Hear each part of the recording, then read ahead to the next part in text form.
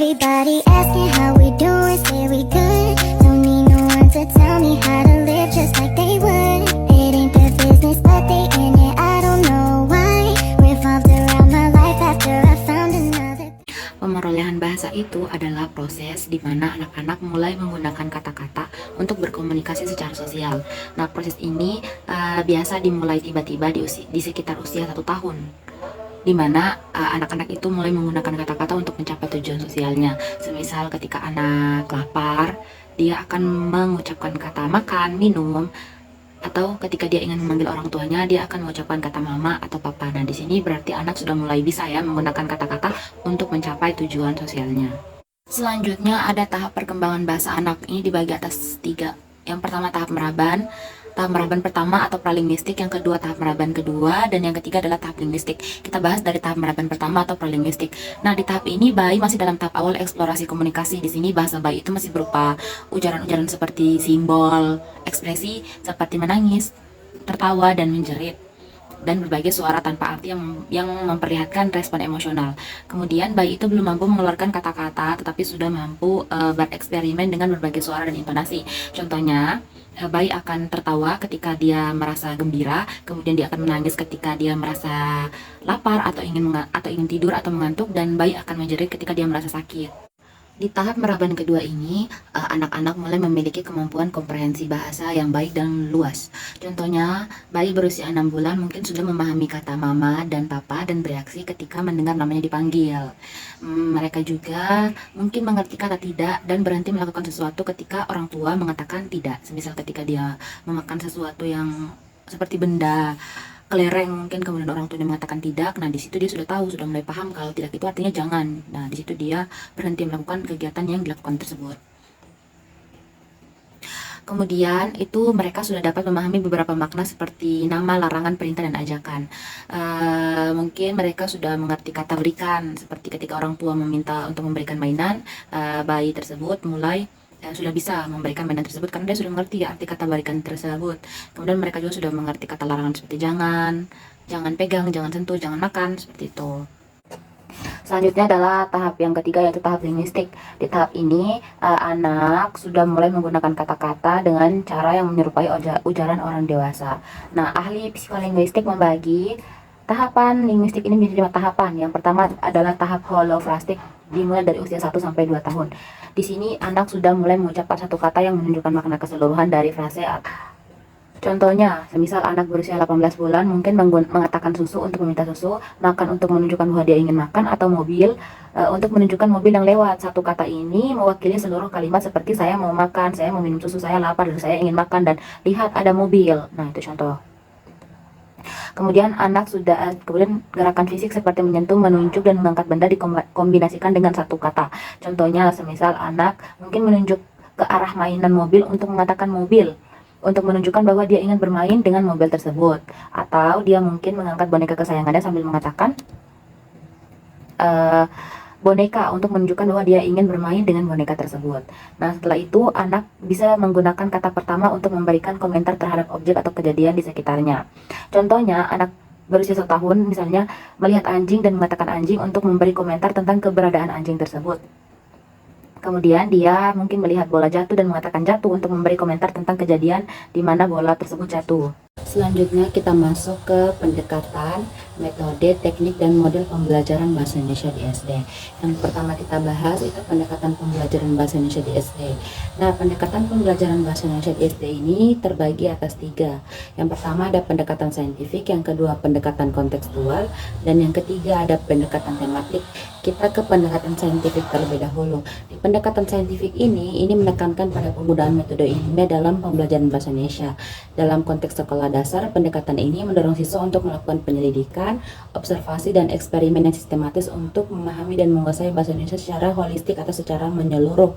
Yang kedua, kita ke pendekatan kontekstual. Di pendekatan kontekstual ini fokus pada penggunaan konteks nyata dalam proses pembelajaran bahasa Indonesia.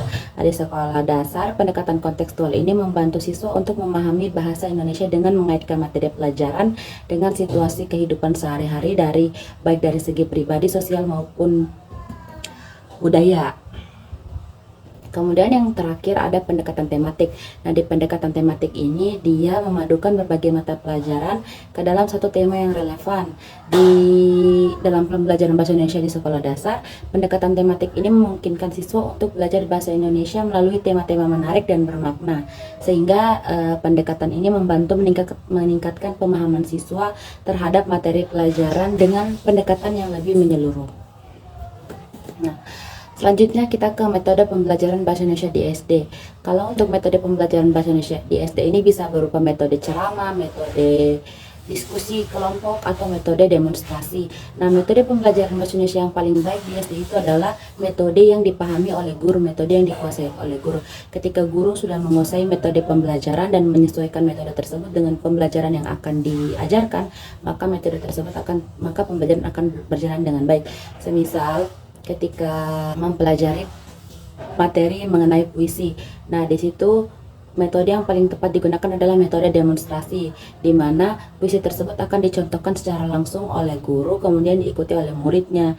Nah, itu salah satu contoh metode pembelajaran. Jadi metode pembelajaran bahasa Indonesia di SD ini adalah metode yang paling baik dalam pembelajaran bahasa Indonesia di SD ini adalah metode yang dikuasai oleh guru dan dapat diterapkan oleh guru menyesuaikan dengan materi yang sedang berlangsung untuk dipelajari.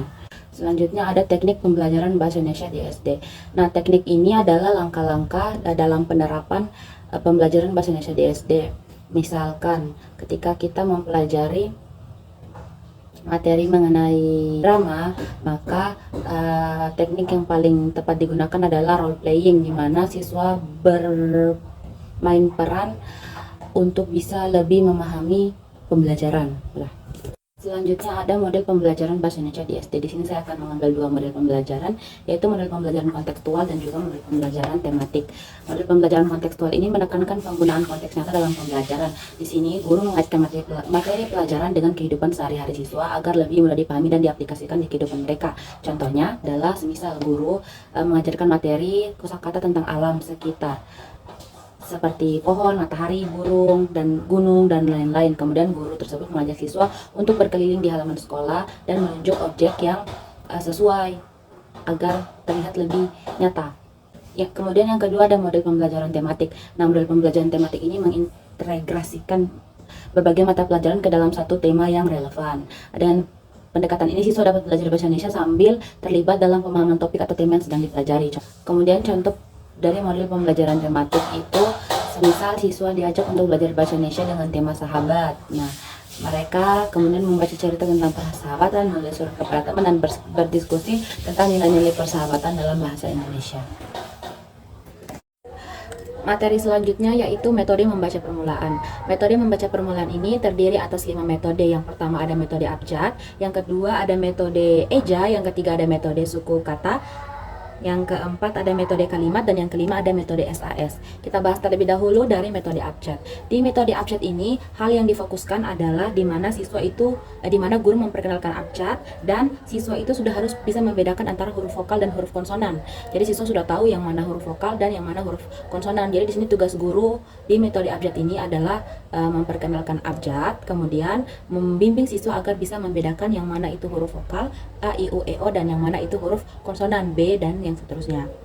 Yang kedua ada metode eja. Nah, kalau di metode abjad itu siswa diharapkan sudah bisa untuk mengenal abjad, kemudian bisa membedakan mana huruf vokal dan huruf konsonan. Kalau di metode eja ini siswa sudah bisa membaca dengan mengeja huruf demi huruf. Semisal huruf B ditambah huruf A itu dieja menjadi ba, B, A, ba, seperti itu. Kemudian mungkin huruf C ditambah huruf A, ca, C, A, ca. Nah, seperti itu. Selanjutnya ada metode suku kata. Nah, metode suku kata ini adalah metode membaca permulaan dengan menyajikan kata-kata yang sudah dirangkai menjadi suku kata. Kemudian suku kata itu dirangkai menjadi kata yang terakhir. Contohnya BA, ba, CA, ca. Ini kan dua suku kata, ketika digabungkan jadi baca. Nah, ini menjadi satu kata. Jadi BA, ba, CA, ca. Dua suku kata, satu suku kata ba, satu suku kata ca, digabung menjadi satu kata baca. Selanjutnya adalah metode kalimat. Nah, di metode kalimat dalam pembelajaran bahasa Indonesia ini adalah pendekatan yang fokus pada pengajaran struktur kalimat kepada anak-anak untuk membantu mereka memahami dan menyusun kalimat yang benar dan bermakna. Kemudian, Kalimat itu dimulai dengan huruf kapital dan diakhiri dengan tanda pemberhentian. Apa itu tanda pemberhentian itu apa saja? Yang pertama ada tanda titik, kemudian ada tanda tanya dan ada tanda seru. Kemudian kalimat itu memiliki subjek, predikat, dan objek. Yang terakhir ada metode SAS atau Structural Analytic Synthetic. Nah, metode SAS ini adalah metode yang mengawali pelajarannya dengan menampilkan dan memperkenalkan sebuah kalimat utuh. Mula-mula anak akan disuguhi sebuah struktur 8 yang memberi makna lengkap, yaitu struktur kalimat. Hal ini dimaksudkan untuk membangun konsep-konsep kebermaknaan pada diri anak. Materi selanjutnya yang akan saya jelaskan adalah mengenai konsep dasar menulis permulaan. Nah, di konsep dasar menulis permulaan ini terbagi atas 3 tahapan. Yang pertama ada basic writing, yang kedua ada guided writing, dan yang ketiga ada SKP atau strategi keterampilan proses. Nah, kita bahas terlebih dahulu dari basic writing. Di basic writing ini fokusnya itu adalah membuat anak mau menulis. Jadi, anak diberi kebebasan untuk menulis hal apapun yang ingin mereka tulis tanpa memperhatikan tata bahasa dan struktur bahasanya. Di sini kita fokus pada proses bukan pada hasil. Semisal contohnya anak diberi kebebasan untuk menulis surat atau menulis jurnal harian atau diary atau menulis apapun hal yang mereka ingin tulis, tetapi tidak membatasi tulisan tersebut dengan harus memperhatikan tata bahasa yang anak itu tulis. Yang kedua ada guided writing. Nah, di guided writing ini dia naik satu tahapan dari basic writing. Kalau di basic writing itu kita mengajarkan anak untuk menulis tanpa memperhatikan struktur bahasa, yang penting mereka mau menulis. Di guided writing ini kita sudah mulai belajar untuk mengajarkan anak tata bahasa penulisan seperti penggunaan tanda baca atau kalimat kata baku dan tidak baku seperti itu. Yang ketiga ada strategi keterampilan proses. Strategi keterampilan proses ini itu model pembelajaran menulis yang terstruktur dalam beberapa tahap. Yang pertama itu pra penulisan. Jadi sebelum kita menulis itu kita memikirkan ide yang akan kita tulis, kemudian penyusunan, kita susun tulisan kita, setelah itu kita edit dan kita publikasi. Jadi di strategi keterampilan proses ini dia mulai terstruktur dan rapi daripada guided writing dan basic writing sebelumnya. Materi selanjutnya yang akan saya bahas adalah mengenai konsep dasar keterampilan menyimak. Menyimak itu adalah satu kegiatan untuk mendengarkan, mencerna, dan memahami informasi atau pesan yang diterima melalui proses pendengaran dengan penuh pemahaman untuk menangkap pesan yang disampaikan oleh orang lain. Semisal orang lain sedang bercerita atau memberitahukan informasi atau pelajaran. Nah, cara kita mendengar, mencerna, dan memahami informasi tersebut dengan lebih mendalam itu dengan cara menyimak, karena ketika kita hanya mendengar tanpa menyimaknya, maka pesan yang disampaikan oleh orang lain itu bisa kita lupakan dalam sekejap. Tapi ketika kita menyimak pesan yang diungkapkan oleh orang lain, itu akan membuat pesan tersebut akan dipahami oleh kita. Setelah itu adalah ada tujuan menyimak. Tujuan menyimak itu yang pertama adalah mendapatkan fakta. Ketika kita mendengar sebuah berita dengan cara menyimak, nah di situ kita akan mendapatkan fakta dari berita tersebut.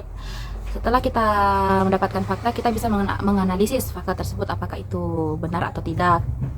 Setelah itu kita mengevaluasi dan mendapatkan inspirasi. Selanjutnya ada fungsi menyimak. Fungsi menyimak yang pertama itu memahami orang lain. Ketika kita menyimak apa yang orang lain sampaikan, di situ kita mulai paham dengan apa yang dirasakan orang tersebut. Setelah kita memahami, kita bisa berempati terhadap hal yang dikatakan oleh orang yang kita simaki ini. Setelah itu kita bisa mempengaruhi orang lain. Setelah mempengaruhi, kita bisa mengkritisi. Kita bisa tahu letak kesalahan atau kebenaran atau hal yang perlu diperbaiki dari penyampaian orang tersebut karena kita telah menyimak apa yang disampaikan olehnya. Nah, ketika kita sudah bisa mengkritisi, kita bisa menolongnya dengan mungkin memberitahu apakah hal ini benar atau salah, atau memberitahu kepada orang lain kebenarannya dan lain sebagainya. Selanjutnya yang akan saya bahas adalah mengenai konsep dasar pembelajaran berbicara di SD. Pertama, kita harus tahu dulu apa itu berbicara. Berbicara itu kemampuan mengucapkan bunyi-bunyi artikulasi atau kata-kata untuk mengekspresikan, menyatakan, dan menyampaikan pikiran, gagasan, dan perasaan kepada orang lain. Adapun tujuan berbicara itu yang pertama untuk menghibur. Semisal kita menarik perhatian pendengar, orang yang mendengarkan pembicaraan kita dengan humor atau dengan cerita-cerita jenaka. Kemudian untuk menginformasikan menginformasikan, memberikan laporan, menafsirkan, memberikan pengetahuan.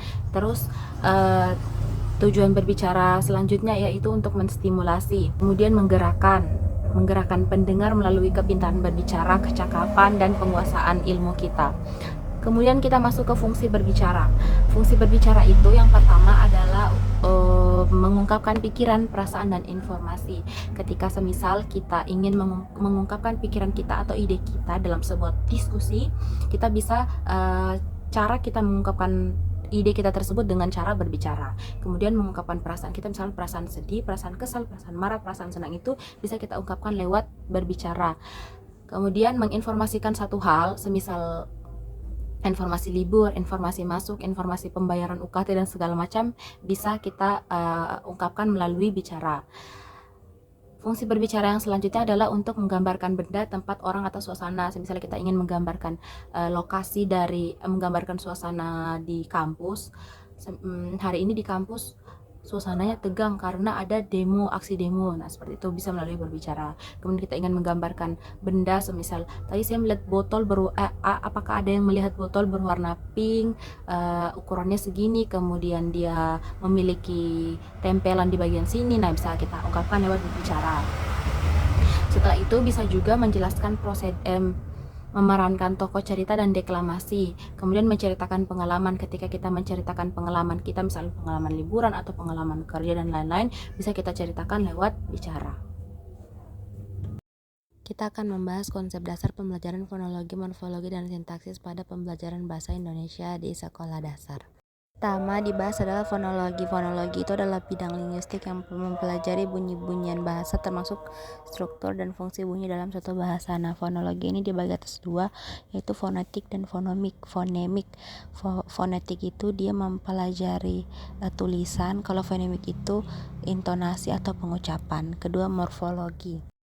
Morfologi itu ilmu mengenai bentuk-bentuk dan pembentukan kata. Morfologi ini mempelajari struktur internal kata dan bagaimana kata-kata dibentuk dan diubah, semisal penambahan awalan, dan akhiran.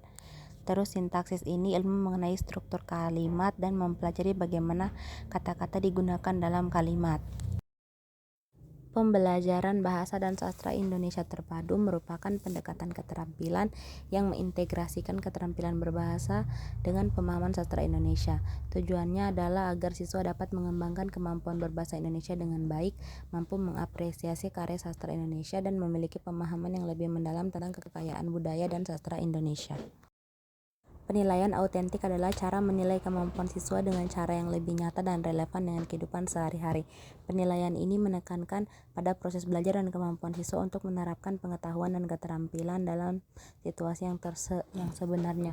Penilaian autentik ini bersifat objektif dan tidak memihak.